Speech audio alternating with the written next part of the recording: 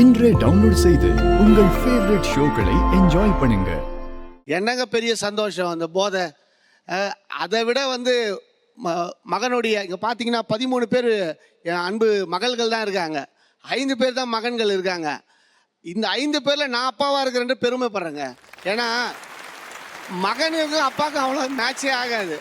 இப்போ இருக்கக்கூடிய சமூகத்தில் பெற்றோர்கள் இந்த பழக்கத்துக்குள்ளே போயிட்டா அதுலேருந்து எந்த குடும்பமும் மீள முடியாது.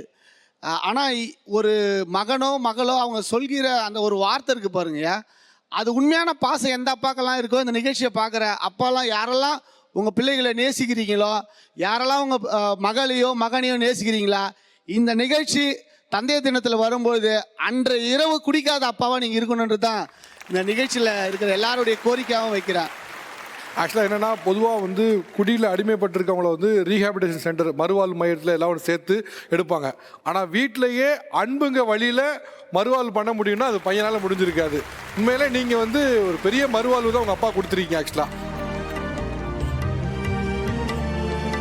அன்பா வளர்த்த பானிதான் தோள் மேல் வளர்ந்த எனக்கு தோழன் நீ